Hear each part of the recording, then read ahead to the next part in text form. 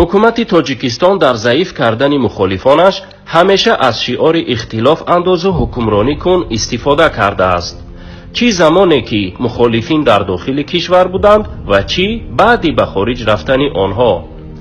ҳамеша байни ҳизбу гурӯҳҳои оппозитсионӣ ихтилоф меандохт то аз таъсиси як эътилофи мухолифин ҷилавгирӣ кунад ва аксари вақт муваффақ ҳам буд. дар дохили аҳзобу гурӯҳҳо ихтилоф ворид мекард то онҳоро пароканда созад. ин корро бо ҳизбҳои социалисту демократ кард ва онҳоро аввал ба ду қисм тақсим, сипас қисмеро ки ба нафъи ҳукумат набуд пароканда кард.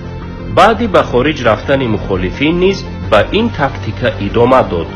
чӣ хеле ки афсари кумитаи давлатии амнияти миллӣ Маҳмадалӣ Расулов эътироф кард, ин кумита барои ихтилоф андохтан байни мухолифин муваффақ ба таъсиси як эътилофи зидди наҳзатӣ дар хориҷи кишвар шудааст.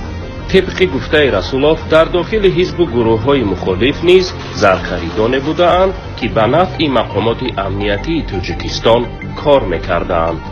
вазифаи аслии онҳоро албатта бинандаи Закӣ дарк кард: коштани тухми ихтилофу нобоварӣ байни аъзои гурӯҳҳои оппозитсионӣ. новобаста аз кӯшишҳои мақомоти Тоҷикистон, нерӯҳои бедор ва огоҳи мухолифин пайваста дар робитаву гуфтугӯ ва дар фикри таъсиси як эътилофи фарогир буданд. эътилофе ки дар он ҳамаи намояндагони қишрҳои мухталифи ҷомеа ва аҳзобу гурӯҳҳо ҳузур дошта, бо ҳам барои барқарории адолат ва ҳукумати қонун дар Тоҷикистони азизамон талош варзанд.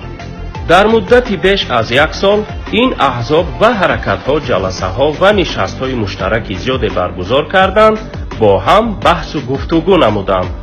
нуқтаҳои қувват ва заъфи иттиҳоди нерӯҳои оппозитсияи тоҷик дар гузашта ва гоҳе айбу эродҳояшро бо диққат як ба як мавриди баҳсу баррасӣ қарор доданд.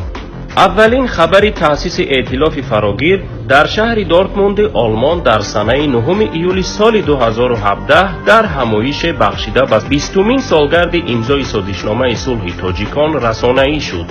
дар ҳошияи ин ҳамоиш, агарчи аҳзоб ва гурӯҳҳо танҳо ба баҳсу гуфтугӯ дар бораи таъсиси эътилоф бо ҳам нишаст доштанд, вале ин нишасти машваратӣ аршу курсиҳои мақомоти Тоҷикистонро ба ларза даровард, ба ҳадде ки Сайфулло Сафаров, муовини аввали раиси маркази таҳқиқоти стратегии президенти Тоҷикистон, гуфта буд: фаъолияти ҳизби наҳзати исломии Тоҷикистон ва иттиҳоди гурӯҳҳои мухолиф дар хориҷа ба амнияти кишвар хатар дорад.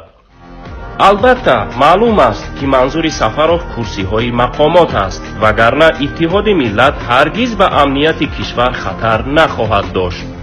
Сафаров дар он суханонаш барои расонаҳо ҳамчунин гуфта буд: дар ҳоле ки гурӯҳҳои оппозитсия дар гузашта дар дохили кишвар ба рӯи ҷомеа таъсир надоштанд, аммо ҳизби наҳзати исломӣ заминаи иҷтимоӣ дорад ва ҳама гуна фаъолиятҳои сиёсӣ ва муттаҳидшавиаш бо гурӯҳҳои дигар метавонад ба афкори ҷомеа дар дохили Тоҷикистон таъсир гузорад.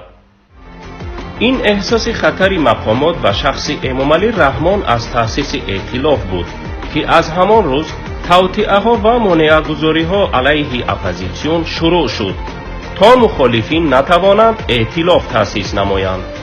дар ин муддати кӯтоҳ, мақомоти амниятии Тоҷикистон бо фиреби баъзе аз фаъолони мухолиф ва бо ваъдаҳои пуч онҳоро ба дохили кишвар бурданд ва аз онҳо барои сиёҳкунии чеҳраи оппозитсион ба таври васеъ истифода намуданд.